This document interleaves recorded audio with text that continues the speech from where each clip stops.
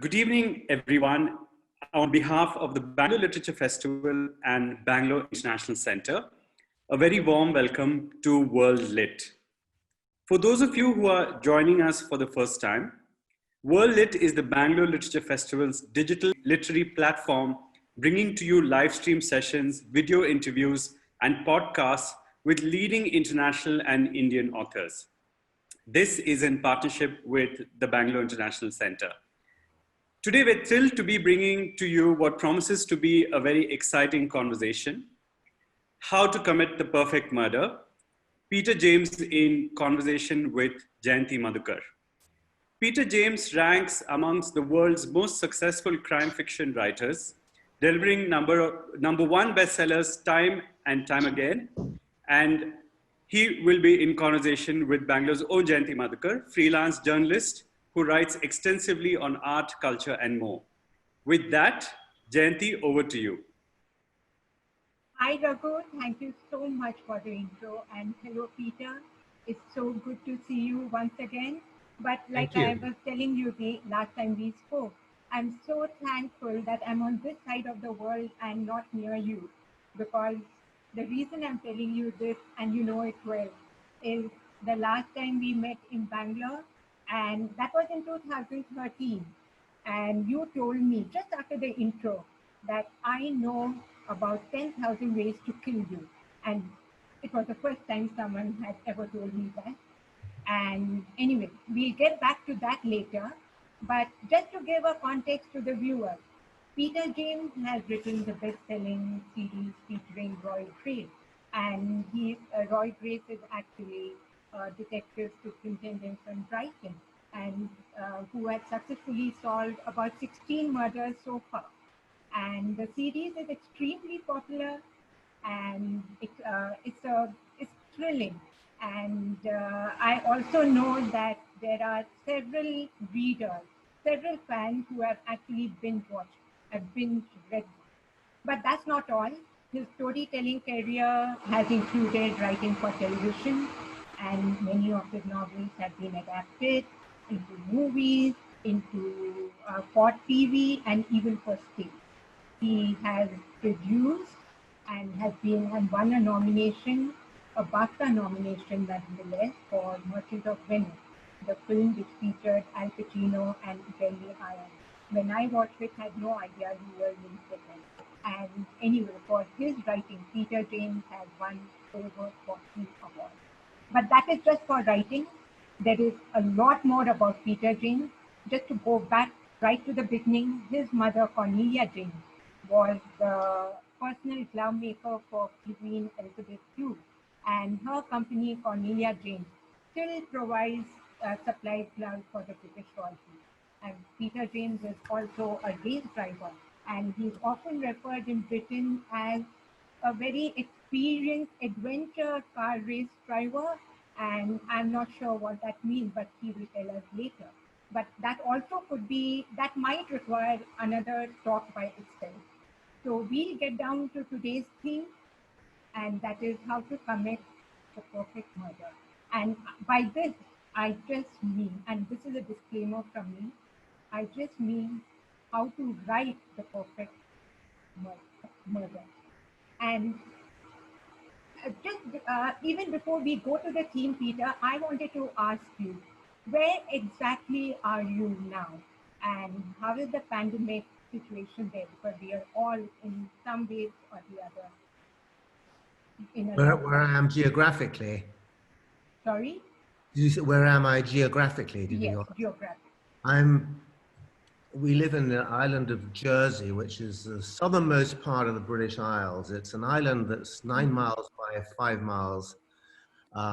It's the only part of the British Isles that was occupied by the Germans during the Second World War. And my office is in a granite tower that was built in 1805, 70 feet up in the air, which is where I'm sitting right now. So I can actually see the whole island. I have the blinds behind me at the moment, which is there. And we love it here. This is the island where Victor Hugo wrote The Hunchback of Notre Dame and Les Miserables. So it has a kind of literary history here. Oh, wow. And the pandemic, do you have anything over there? Are you in lockdown or are things moving to normal? Jersey got into lockdown pretty Okay. quickly. The last active case that we had here was June the 6th. Oh, that's good. So right now, pretty much life is back to normal. You can go shopping, you don't have to wear a mask, restaurants are back open. It's a little different, but my wife's family have just been over visiting this last week. And they came on a ferry, and when they arrived, they all had to, everyone except kids under 11 had to have a swab. And then they were not allowed to mix with other people. They could come and stay with us because they're family. And then they get a text telling them whether they're okay or not. And they all got a text on Monday afternoon saying they were fine. So Congratulations on that. And now shall we dive into the evening's topic? And before that, I would like to ask you what exactly started your obsession with murder stories. Which I know you've done other kind of writing. You've done even a novel for children, and you have also done some non-fiction. But what? But this genre seems to have hooked you. So could you tell us about your obsession with murder stories? what started my fascination with it? I I think I've always felt that with crime, with any other form of crime, if you steal somebody's money, you can pay it back. If you take somebody's life, there is no possible way you can ever get restitution for that. You cannot give somebody back their life. And when somebody takes another person's life, they don't just take that person's life. They actually destroy the lives of that person's loved ones, family, friends, forever. And I've always been intrigued by what is the difference between, say, you and I and that person who kills. Is there a difference? That's what really interests me. Is it something any of us can do, either when pushed beyond our limit or simply because we see a financial opportunity or a romantic opportunity? There's so many motives, and it just really intriguing as to what is it? Is there a boundary? That's absolutely true. But I also know that you were born in Brighton, and that apparently, when I was reading up, it did say that it was called the murder capital of Europe. And has that kind of made you privy to some local stories, though that was in 1930? But did that make you a little more aware of this kind of the crime? Yes, I mean, I consider myself lucky to have been born in Brighton. You're absolutely right. In 1932, it was called the crime capital of the UK and murder capital of Europe. And it's never lost that reputation. And Brighton, for those of you who don't know it, is now, was two towns, Brighton and Hove. It's now a city. It's on the seaside. It's 50 miles south of Brighton. It started life as a smuggling village back in about the 1400s, and then it became very popular for Victorians, posh Victorians, to have a seaside villa, and they'd come down from London at the weekends. And then when they built the railway line from London to Brighton it opened in 1841, London was a pretty horrible place to be unless you were very rich. It was dirty, smelly, violent, people were being mugged everywhere. All the villains decided to come down to Brighton, and they brought with them all their craft. They brought prostitution, they brought illegal gambling, cockfighting, protection racketeering, and they stayed. And Brighton's always had this reputation for being quite a racy place. I always joke that if you were a villain and you wanted to design your perfect city, you'd design Brighton, because it's got a seaport on both sides. So it's great for bringing in drugs. People people smuggling, great for exporting stolen goods, stolen cars. It used to have the largest number of antique shops in the whole of the United Kingdom. So it was a wonderful place for burglars to get rid of stolen goods. I mean, in 1996, the Independent, our major newspapers, ran a front page headline saying, if your house is ever burgled, go straight to Brighton and look in the windows of the antique shops. It's got 2 universities. It's a big party town. It's got a very big youth culture. It's become a real hip media place. It's a very tolerant city. It has the largest gay community in the whole of the United Kingdom. So that makes it a tremendous recreational drugs market. So, and it's also a beautiful place. I mean, 3 previous chief constables told me Brighton is the favorite place to live in the whole of the United Kingdom for first division criminals. So now I know when I come to UK, that is the place I should head to for some good videos. And but you'll be safe there. I hope so.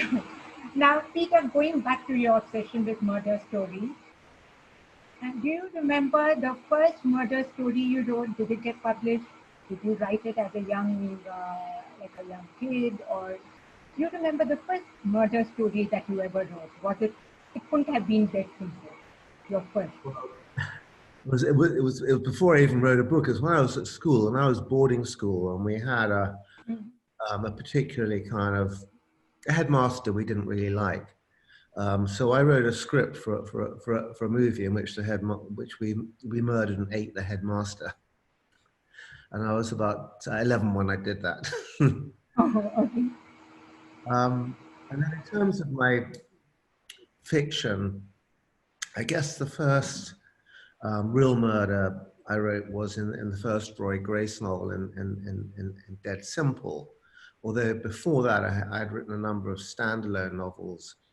I wrote a supernatural thriller called Possession, and that was probably the first fictional murder I had, which was about a boy who's killed in a car crash, and his mother goes to a medium to try to communicate with him and discovers through the medium that her beloved son had actually murdered his girlfriend just before he'd been killed. So I guess that was the first time I wrote about murder. But my fascination with the perfect murder came from a conversation I had with the previous chief constable of Sussex, and he'd not long been in office. I'm going back some maybe 10, 15 years. And I sat next to him at a dinner, and I said to him, I said, do you think there is such a thing as a perfect murder? And he looked at me and he said, absolutely. He said, it's the one we never hear about. Absolutely, I agree, totally. And he then went on to tell me that we have an average in England of 650 murders a year. We have a relatively low murder rate. But, he said, he reckoned there's probably at least another 650 that the police do not hear about that happen every year. And we got into long discussions. We became very good friends, and he loved the challenge of telling me different ways in his view that you could commit the perfect murder. And that's been a great help to me in some of the Roy Grace books. And I actually I think I mentioned it even that time, but maybe you don't remember. I'd always likened you to Richard Carson of the American TV series Carson. Carson, yeah. Yes, and it was my favorite. And that's where he tagged along the NYPD detective for ideas. And I'm guessing your detective friend from Sussex might have been your go-to person in a similar manner. Or was it like that? Very much so, yes. What happened was I had my first book, ever book published, which was, it was a spy thriller, not a crime thriller, not a good book, Head Less Drop. And we got burgled, and a young detective came to take fingerprints. And he saw my book and he said, oh, if you ever want help with the police, give me a call. And he was married to a detective, and my wife and I became friendly with them. And they invited us to a barbecue at their house, and 12 of their friends, and they were all police officers. There was homicide, traffic, response, neighborhood policing. And I was talking to these people. I thought, wow, nobody sees more of human life in a 30-year career than you guys do. And when they realized I was genuinely interested and not just out to get a story I could sell to a newspaper, they started to trust me. And over the next 10, 15 years, I became more and more kind of part of the furniture of Sussex Police. And it got to the point they'd phone me up and say, we're going on a raid tomorrow, do you want to come with us? Nice. And then they started actually taking me into crime scenes. And quite often I would have to kind of wear a baseball cap or a hoodie so that the press didn't sort of spot me going in. And I became friends with a number of senior homicide detectives who told me just most tremendous stories. And I always was discreet and I would never name names and I'd always change the situation. But one in particular was a guy called Dave Gaylor. And I first met him in 1997. And Dave, at that time, was in charge of cold cases, which is dormant murder, where there's somebody still alive who could benefit from the investigation, either a member of the victim's family or perpetrator potentially. And he was using new techniques and advances in DNA and fingerprint technology. Fingerprint technology actually it was invented in India in the 1800s. We were the pioneers of fingerprints, interestingly enough. And Dave and I immediately clicked, and I was writing a thriller at that time called Denial. And he said, oh, tell me about it. And so I started telling him I was about halfway through the book. He said, hang on, why is your detective doing that? And why hasn't he got an outside inquiry team doing this? And do you think your character would have done that? I'd have thought she'd have thought this. And I thought, wow, this guy is not just a plod police officer. This is a guy with a really creative brain. And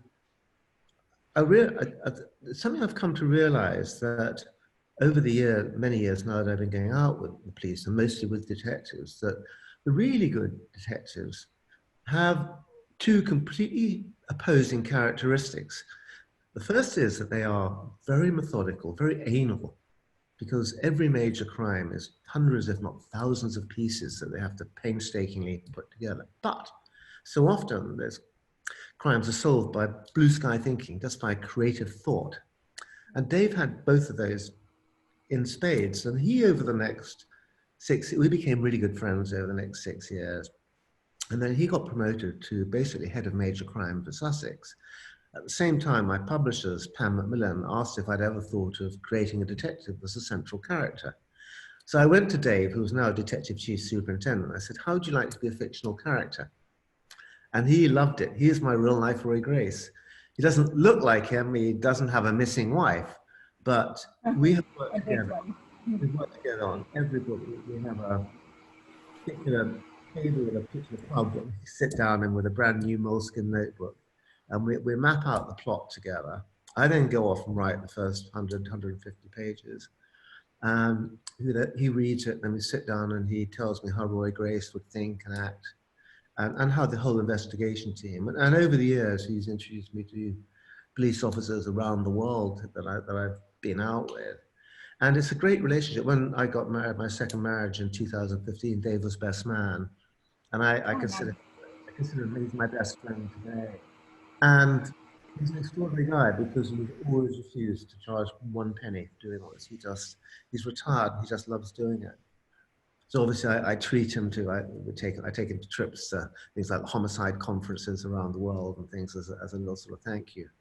And of course I did, I think you might laugh at this. 2 years ago, we went to this homicide conference in Las Vegas, and I had to do some research, and I had to go to the Los Angeles mortuary for a scene where a character is taken there in a standalone book I wrote called Absolute Proof. And it was my wife's birthday, so I took a special treat to the Los Angeles mortuary. I thought, that was a dead good birthday present. As long as it was not her and in the mortuary. But just for numbers' sake, Peter, what are the different methods of murder that you have actually written in the book? One sort of that I've written. Like killing, poisoning, stabbing. What are the different methods? How many methods of killing have you actually written about? Oh, there's a good question. I've used poison in the form of cyanide. Um, there's a particular kind of blue paint, Prussian blue paint. It's made with cyanide in it. Okay. So I had it at the end of my novel, The Perfect Murder, my novella, The Perfect Murder, without giving away too much of a spoiler. I had this guy who wants to bump off his wife, and he always snores terribly. So she sleeps in a little spare room when he snores. So he paints the walls of the spare room with this Prussian blue, except he's mixed a hell of a lot more cyanide than normal into it. So she ingests it in her sleep. I like that. I thought that was I was quite pleased with that one. I think one of the nastiest ones, and I actually recreated this stunt. You could see this if you afterwards, if you ever want to have 2 minutes of fun. It's Google author in Shoreham Harbour, and I was out with the Sussex Police dive team about 10 years ago now, and they would quite often entertain me to breakfast. They're a great bunch of people, you know, and they do the most horrible jobs. You know, they're recovering bodies from the bottom of the sea, you know. And anyway, they were just telling me that they'd had to recover this 19-year-old boy, and he'd skidded off an icy road, and it was in the middle of February in winter. And they said he'd actually drowned getting out of the car. He had the door half open, and he drowned holding the top of the door, the window frame, door frame. And so we couldn't get his fingers off. He had dead man's grip.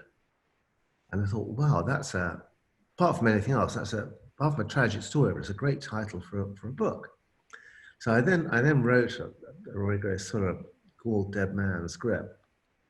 And it's basically the nuts and bolts of the story is it's a mother, and she's late for work. She's dropped her daughter at school, and she's drunk quite a lot the night before, and she's rushing off to work, and a cyclist comes at her. He's on the wrong side of the road.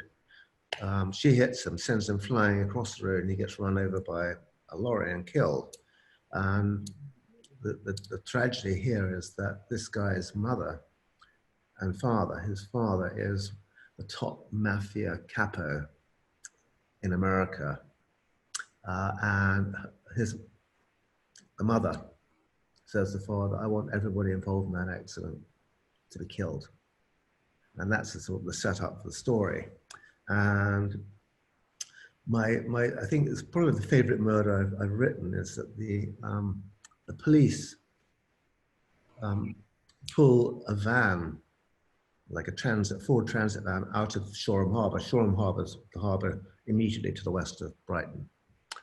And there's a guy sitting in the driving seat, and they can't get his hands off the steering wheel. So they assume, like this previous one, that he has dead man's grip. And then they discover his hands are actually super glued to the steering wheel. God. Good God, that's good. Wow.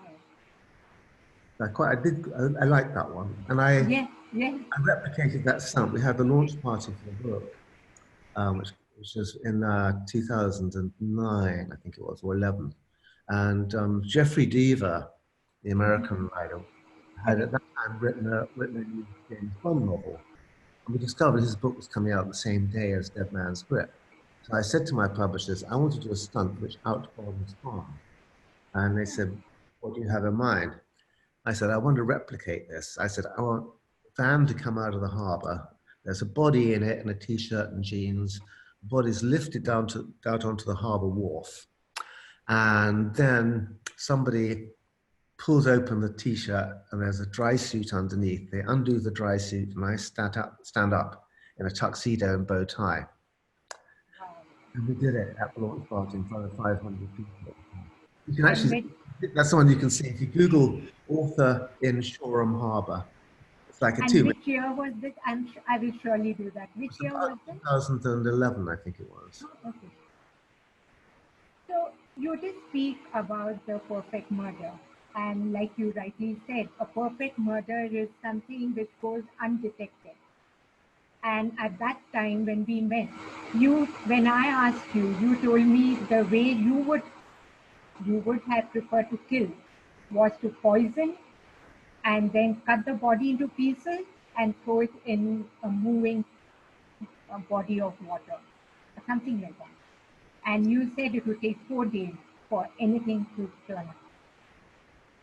So, Yes. So my question is, what, according to you, is a perfect murder? Is it something that goes undetected, or is it something which is difficult to prove, or is it something where people don't even know that the person was killed? But I think that the first thing with the perfect murder is that we're all capable of killing.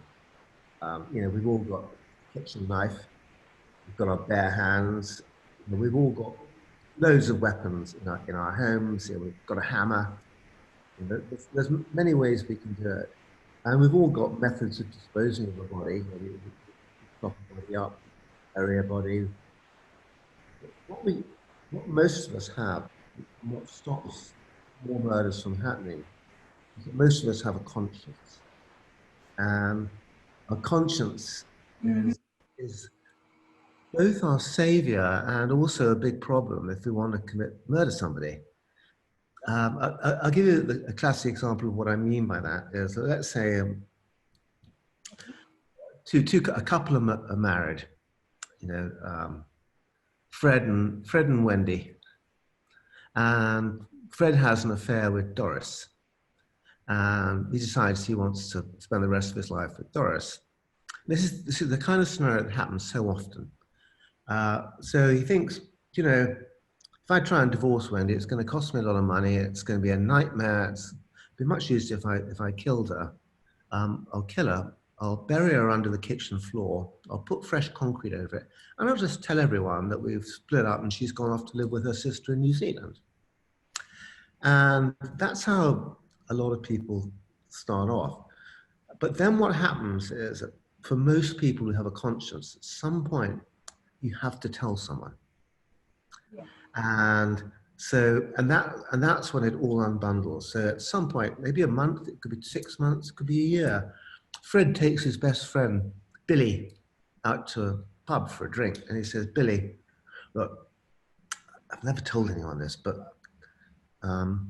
Doris didn't actually go to New Zealand. I murdered her and she's under the kitchen, but it's all right, isn't it? And his mate Billy will say, Fred, it's not all right. And now you've told me I'm an accessory to murder. So one of us is going to have to go to the police. It's that conscience that fortunately, now the ones who are the dangerous ones are the ones who can bury their wife under the kitchen floor. I'm using that as a metaphor. And it doesn't bother them. And probably one of the extremes of that is Ted Bundy. I don't know if you've heard of him. Yes, I have. Yes. Um, He was I, an evil person. That's what. I studied him in great depth, and I met the FBI detective Bill Hagmar, who was the only one he would actually talk to when he was on death row. And Bundy he had absolutely zero conscience at all. He murdered total. The FBI reckon he actually murdered a total of 106 girls. College students, all with sort of long brown hair, centre parted, all attractive, all aged between about 18 and 22. And he told how he did it, and he told it with pleasure. And that was, I saw him describing it, and he said at the last moment, he said, I would press my lips to hers, and I would, as I strangled her, I'd suck the last breath out, which meant she would never leave me. And it all started when he got dumped by a girl. When he was 18, he had a girlfriend who dumped him, who had long brown hair and centre parting.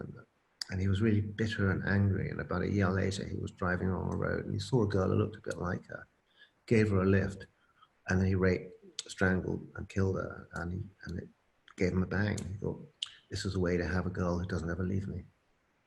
And there's quite a few killers that have had that kind of attitude, horrible. serial Dennis Nielsen, who I don't know if that case ever came to India. He was a guy who lived in London, and he picked up, he was gay, and he picked up young men, and they were fine until they decided they want to leave. And he didn't like people leaving him. So then he would kill them, chop them up, cook them, and eat them. And when the police finally got to him, they found the head of his latest victim in a pot on his stove. The mindset always fascinates me, but it is the serial killers are the people who we call psychopaths or sociopaths, who are born without the conscience that most of us have. And their makeup greatly interests me. I spent a lot of time, I spent at a place called Broadmoor some years ago, which is our premier insane asylum in the UK, for, criminal insane asylum. So you have to be violently criminally insane to be in there. And it's both male and female. And I spent a day with a chaplain there, and I said, you know, do you think there are people who are born evil, or does something happen in their lives? And he said 50% of the inmates of Broadmoor were schizophrenics, people born with a chemical imbalance. And he said about 70% of those could go back in the community and live normal, safe lives, provided they stayed on the medication. He said the other 50% are basically psychopaths, people who are born hardwired differently. And he said how they develop very much depends on their upbringing as kids. If they're brought up in a warm, nurturing, loving home, then they can go on to become highly successful people, and they are dangerous, but they become politicians. I can think of one or two pretty well. Ones like Nixon and maybe a current president. They become ruthlessly successful business people because being a psychopath, but A means you're very smart. B, they have huge cunning, and very often they have great personality. You know, they know how to get to the top. They're the worst people at the top, but the other, those who are brought up in a broken home, violent family, alcoholic parents, abusive parents, they're the ones that then become warped and really dangerous. And Adolf Hitler is probably the biggest example that we have in history of a man who he wanted to be a painter, and he had a bullying father, you know, and he really warped him, and that's what started Hitler on his spiral. And you see it time again with almost any psychopath, and it's very rare. Come across one. Ted Bundy is kind of it's never proven, but there's a lot of rumors that his mother kind of had sex with her when he was small. So if you drill down most of these serial killers, there's something pretty warped in their background. So either they, so mostly the type of a killer, either they experience a guilt pang, or I think, like you said, they like to talk about it, or maybe they get very confident. And there's one thing which I wanted to ask you, since you write so extensively on murder, fiction imitates real life. But there are times when the real life imitates fiction.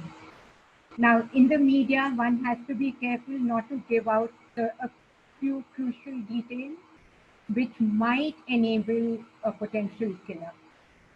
Have you ever felt like, that little bit of, have you ever taken that into consideration when you write about the murder?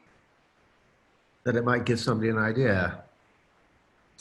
I do think about it, but my honest answer is that I think that there is probably nothing that I could think of in here that hasn't already been done. Sure. They are. I had in a couple of books back in Dead If You Don't. I had basically a gangster. I had him as a from Eastern Europe gangster who kept a live crocodile in his basement and fed his victims to it. And then I discovered that there was a mafia-made man called Joey Gallo, who was famously shot in a Umberto's clam house in Little Italy, and I think it was in the early 70s. He was basically a debt collector for the Gambino family, and he kept a full-grown lion in his basement. And if you owed the Gambino family money, he'd take you down there and he said, "You want to pay me what you owe me, or you want to play with my pet?" Wow. I think. Yes, and now just for the sake of aspiring writers, especially mystery writers and murder writers, let's deconstruct the writing of a murder story. What are the literary elements that you actually need? There should be a plot, maybe throw in some red herring. I don't know what exactly, because I do know one thing: if one is not strong enough, the entire book can just fall. And if you could list out each of these literary elements, perhaps one by one, what are the main things that you make sure are there in the entire story? Okay, well, the most top of the list is character. We read books to find out what happens to characters we engage with. Doesn't have to be a nice person, but it's got to be an engaging person. You know, an example of a not nice person would be Hannibal Lecter in Silence of the Lambs. But the guy is mesmerizing. He's a monster. You know, Count Dracula is a monster, but he's also mesmerizing. So it's firstly the principal characters should really be people that we engage with right at the start of the book and really care about. And if you care about the murder victim, you're going to feel so much more than if it's just a random stranger. And it's also, to me, vital that you get inside the head of the killer. You know, we want to be there during the planning, during the execution. You know, why is this man or woman plotting this murder? So the characterization is way the top of the list. It's everything. If you don't like the characters, don't care about the characters, don't believe the characters, you're going to have no interest in what happens. And then next on the list is research. And it's getting the facts, details correct, because readers, by the mere fact that they're reading, it means they're intelligent people. You know, all readers are smart. And all readers these days have access to so much research themselves. You know, it's your daily television, the internet, it's all around us, newspapers. And a reader can tell very quickly if a writer does or doesn't know what he or she is talking about. So it's getting the research, is every kind of single detail. You don't have to have pages and pages of how to assemble and dismantle an AK-47 or how to mix up a poison or whatever it is, but readers got to feel that you, the author, would know how to do it if you had to. And then comes the motive. And you've got to have a motive that is credible. You know, why does somebody want to kill that person? And the more you can hold, tease it, make it a surprise, the stronger your story is. But it's got to be a really great motive. You know, it could be as simple as, well, he stole my girlfriend. It could be, you know, in my novel Dead Simple, which is my first Roy Grace novel, the motive certainly seemed to be it. Thought that there's two partners, and the partner who owns the biggest share of the business has always been the good-looking guy. He's been the one who always got the girls, and his partner has this seething envy that ultimately becomes murderous. But then I twisted on further from that. But it's getting that you know, there's loads of different reasons that we can have the killing when somebody's dead. You know, I mean, I remember giving a talk in a woman's prison a few years ago, and this I used this link as a basis for a character because I couldn't believe this. So I was going to talk in this woman's prison. And you tend to get sort of different groups of female all in a talk at the same time. You get sort of you get them in a group of maybe 20 to 18 to 25-year-olds and 25 to 40-year-olds and sort of 40 to 60-year-olds.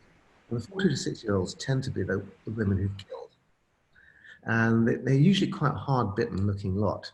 And there was this one woman who was quite posh. She had a really, you know, she was quite different to the average prisoner. She was well-spoken, obviously well-educated. She was asking me questions about Dickens and Thackeray and Hemingway. I thought, well, you know, I'm thinking, I wonder what you're in for. I've got to find out. And my guess was maybe she killed somebody drink driving. Anyhow, at the end of my talk, the buzz for me is I always get to mingle and chat for about half an hour with the prisoners. I made a beeline straight for her, and I never say directly, what have you done? I break the ice. I said, oh, how much longer do you have to go? And she looked at me and said, 9.5 more bloody years. And it's just not fair. There's a woman who did exactly what I did in London. She's only got 6 more years. I said, oh, you know, what brought you in here? I poisoned my mother-in-law, the old bag. Said, okay. She said, well, the thing was, she went into hospital to die. So I embezzled her bank account. And the bloody woman didn't die. She came back home. Well, I realized she was going to find out, so I had to poison her. Then I realized my husband would find out, so I had to poison him too. And it's just not fair. There's this woman in London did exactly the same thing. She's only got 6 more years to go. I've got 9.5. I was being taken out. I was being taken out, and I said to the officer, I said, that woman for real? He said, oh, yes, sir. Her husband was 3 months on life support. He's got permanent brain damage from the poison she gave him. And she's just angry about the length of her sentence. And I thought, you can't make that up. You couldn't make that up. Wow. So yeah. I drew from her, and I created a character of J.D. Bentley and Love You Dead, and she targets rich elderly man and uses very ingenious device. She keeps rare poisonous frogs and dispatches her victims with the poison from poisonous frogs, among other nasty creatures that she keeps. So summing up what you said, you did speak about a motive, you spoke about characters, characterizing, making a person, making the reader feel for the victim, getting into the killer's head, all these stuff as some of the, and research of course. So these are the things, some of the literary elements of writing a murder story. Now, moving on to my next question. In one of the essays, Agatha Christie, she warned writers of detective fiction to be very careful about the character you create, because you will have to be with that character for a long time. Now, we all know that Agatha Christie hated Hercule Poirot, and she kept trying to kill him, but they wouldn't let her. Now, in the case of Roy Grace, you did mention that in some ways it's passion after your very good friend. So I do know you like Roy Grace, but tell me, you would have seen him evolve from your, from a third eye, let's say. And are you happy with the way Roy Grace has evolved? And do you want to kill him? I ask this question for all your readers, for all those who have been following the greatness of Roy Grace in solving crime. Okay, well, of course, if I say to you, well, no, I'll never kill him, then you'll never worry about him being under threat. That's true. But I am mindful. I know that in addition to Agatha Christie, Conan Doyle desperately wanted to get rid of Sherlock Holmes and killed him off, and then found he couldn't create anybody that was as popular again. So that's when he brought him back. And I think that if you're lucky enough as an author to create a character that your readers like, I don't think you should repay the readers by then getting rid of him. I mean, what I love with Roy is about once every 10 days, I get a letter from a reader, from a lady somewhere in the world, saying Roy Grace is the first detective or the only detective I've ever wanted to sleep with. And I take that as a huge compliment that he's that real. And he's evolved over the 16 books. What I've done is I've slightly manipulated time. I didn't want to have him age a year with each book because at the first book in Dead Simple, they meet him, he's about to be 39. And so what I've done is each book follows on fairly soon from the previous one, although I bring them forward culturally here.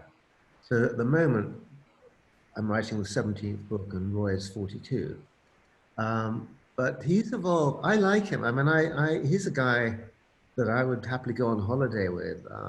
And I always joke, I say, if I was unlucky enough to have a member of my family murdered, Roy's the guy I'd want running the investigation.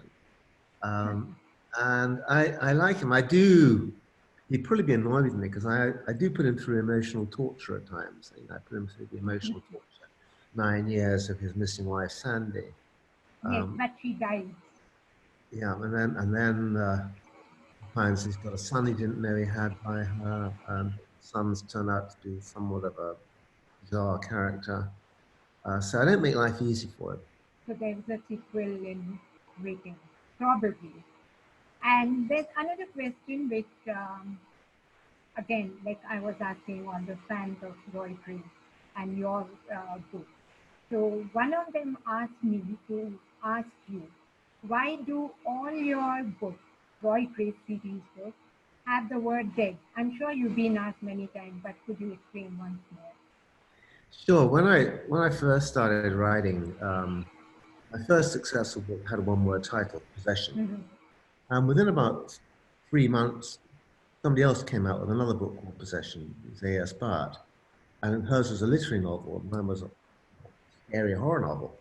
And there was huge confusion. And then I came out with a book called Twilight, and then a book called Alchemist, and boom, Paul Kahila came out with Alchemist. And I thought with the Roy Grace, right, I'm going to try and come up with at least 2 words, because there's no copyright in the title. So I thought, well, I'll come up with something that's 2 words that's never been used before. So I came up with Dead Simple. And then I was planning the second book, and this title, Looking Good Dead, just sort of popped in my head and made me smile. My publishers loved it, so we called the second book Looking Good Dead. And then I started getting emails from readers saying, is this going to be known as the Dead series? And I thought, yes, why not? And it's created something it's great because it sticks in people's minds. And the hardest thing, it gets harder and harder. So anybody has any suggestions for the 17th, oh, please. send them in, because we have a list on my office wall downstairs, and people just write the titles, suggestions as they think of them. And where can they send it to? Is there any particular, on your website, is there any? If you go to my website, and you'll find my email address on that, just ping me. I'd be very grateful. And sometimes, sometimes somebody who comes up with it by putting their name as a character in a book or something like that. Right. I'm sure people watching here will also be giving their suggestions. And there's one thing which I found was common between you and me, though I have to confirm whether you actually do that. Do you read the last chapter first when you take a book? I read the last line. Yes. And as a crime writer, as a murder writer, why do you do that? I want to see always how the author's got to that line. And I think as a writer, and for anybody who's a budding author who's watching, 2 most important lines in the book are the first line and the last line.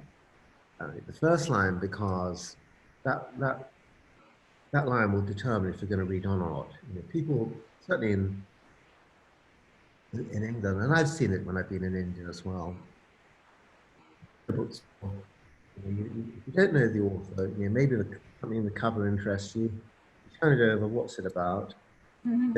First page, and read the first line. And if the first line, it was a nice sunny day and the birds were singing, you're gonna then, you know, you've got to hit somebody with a really first line that either makes them smile or intrigues them. And then you take somebody on a journey through a book, and it might take them, some readers days, some readers weeks even, to finish your book. And you let them down, and they go all the way through that journey, and they get to the last page, the last line, and they go, oh, you've lost them. So I'm always intrigued by how they've ended what that last line is and what it means in context. It doesn't usually give much of the plot away, but and I always think when I start a book, I plan part of it in detail, but I plan the kind of high points of the book, and I plan the first 100 pages, and I always know the ending. It may change when I get to it, when I think of something better, but I always have an ending. It's like a vanishing point on the horizon that I head towards. So when you say you know the ending, you know what will happen to each character, or do you know that the way you're going, the killer is going to kill, or how do you know that? Like, what do you No, know? I kind of know more how the book, how the story will resolve. But I love it when I surprise myself and a character pops in my head who maybe wasn't there 10 seconds ago. I always think if you don't surprise yourself, you won't surprise your reader. Yeah, oh, that's nice. I personally read the last chapter just so I do not form any kind of ties with the character which gets bumped up. So that's less to cry about.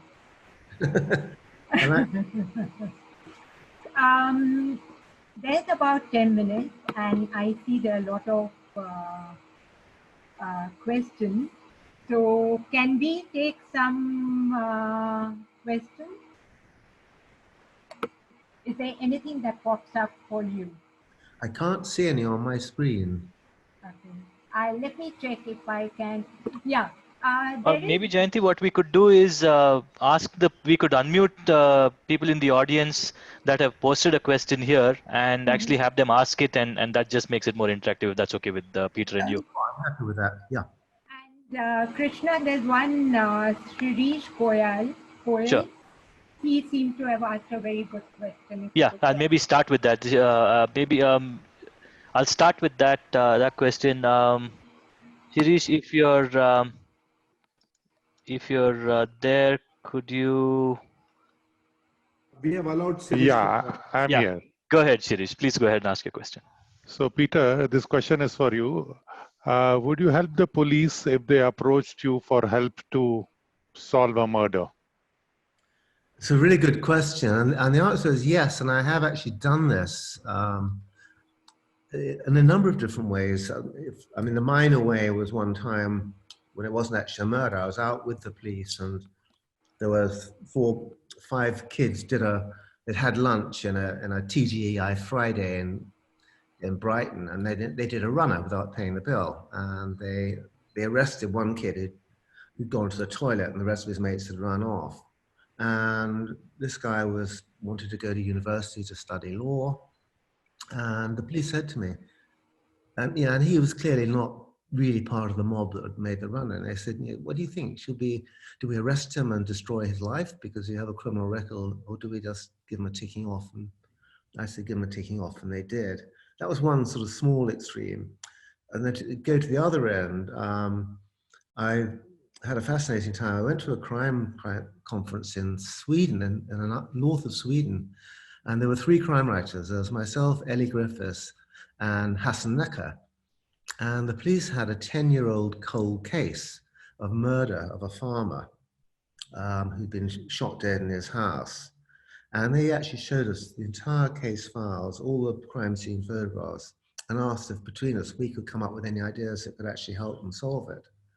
And I've been at crime scenes. There was a particularly nasty one in Sussex a few years back, which had the police completely baffled, and they welcome my opinions. And I've given opinions on missing people, on various different circumstances, and I find it very flattering that they would ask. Thank you. Kritman Singh, if you're in the audience, could we have your question next? Hi, Peter. So, very interesting conference so far. I'm really excited. So, my question was, what's the most interesting murder that you've ever written or heard about? Wow, that's a great question. I think I'm actually writing a new novel at the moment. I haven't got the title for it yet, which is what they call a no-body murder. And I think those are really fascinating, where there is the hardest thing for the police is to arrest somebody for a murder if they haven't got a body, because it's very hard to then prove that there's actually been a murder. And that really does intrigue me. I think another that greatly interested me to write about was I've always been intrigued by the idea that people who, it's not so much a sort of murder, but it's all kind of very related, who fake their disappearance. And in the old days, if you wanted to disappear, it was relatively easy. This is before DNA. What you do is you could go to a graveyard and dig up a recent cadaver, put it in what looked like a crashed car, torch it, and then just leave your wallet lying on the ground near it. And the police would come along and they would identify you that way. Now with DNA, it's almost impossible. So it needs a major catastrophe or a major terrorist atrocity. And I heard that I wanted to write a novel in which somebody faked their disappearance. And I actually used 9/11 because I think there were 16 different people faked their disappearance in 9/11 who claimed that they were in the North or South Tower on the morning of the attack. And I kind of linked a murder to that of a man ultimately found in the boot of the car in the river in Melbourne in Australia. I think probably my favorite murder was the lady I was talking about a little bit earlier, the Black Widow. In my book, Love You Dead, and Jodie Foster, first of all, meets and goes out with a guy who has a fascination for venomous and poisonous pets. He has a saw-scaled viper, he has poison dart frogs, and she uses different of these creatures. She uses the ones who actually dispatch him, making it look like an accident, of course. Oh, he got bitten by his own snake, poor guy. So I think I had a lot of fun with the poisons there. And what is interesting is that I learned that with the makeup of murderers, most poisoners are female. Most violent killers are male. But poison tends to be the sort of lady's weapon of choice. That's fascinating to hear. I like Michael Connelly. I like Harlan Coben. I like some of the historic ones very much. I love, I think my favorite crime novel of all time was Graham Greene's Brighton Rock, which is a book that inspired me to become a writer because that was set in my home city of Brighton. I do quite like sort of crime thrillers written by people often sort of really out of their normal genre. In terms of, one of the big inspirations was American John D. MacDonald, who wrote a series about a very quirky private detective called Travis McGee, who lived on a houseboat on the Florida Keys and drove a Rolls-Royce pickup truck and got things back to people. He was a big influence when I was a kid. I love Sherlock Holmes. I think Sherlock Holmes, I would invite to any dinner that I had. I'd love to meet him and talk to him. But when it comes to young writers, do you kind of follow some of the young writers? Do you think there's someone whom you could name as being a potential big bestseller? Yes, I get sent 10 to 15 books a week by publishers with new up and coming writers. And I love it when I read one and I go, wow, that was really good. And that happened to me I remember it happened about 3 years ago. An unknown writer called Claire McIntosh, probably about 4 years ago now, called I Think I Let You Go. And I just read this and I thought, wow. And then I discovered she'd been a police officer. And the book became a huge success, and I was thrilled to bits that I'd given it a tiny bit of help on its way. And it's always great when I'm always looking for a book to read that when I put it down, I go, wish I'd written that. Yeah, that to me is the test of a really great book. It's one that I think, wow. Yeah, I think a lot of murders are planned over quite a long period of time. Particularly with, if you go back to some of the murders from the kind of early part of the 19th century, before forensics had really come of age, people would put a little bit of arsenic in somebody's food over many months, giving a slow sort of build-up. And that was a really popular way of murdering people, and pretty much undetectable for a long, long time. So it's doing it in a little slow drabs. It's funnily enough, I'm writing about a very slow build-up at the moment in the new Roy Grace, a very cunning murder that's planned accurately. That would be the 18th book. Yes. And where is 17th. 17th. Which I need the time. We've absolutely run out of time. Thank you so much, Peter and Jayanthi. Peter, I couldn't help noticing the little sign behind you, careful, or you will end up in my novel. We loved your office. I love your audio system. It sounds like you're in a studio. Hearing you talk was as gripping and as a page turner like any of your novels. An absolute privilege to hear the voice behind the books. Thank you so much. Thank you, everyone. Thank you, Jayanthi, again. And thank you, our audiences. See you at our next event. Thank you so much. Great to see you.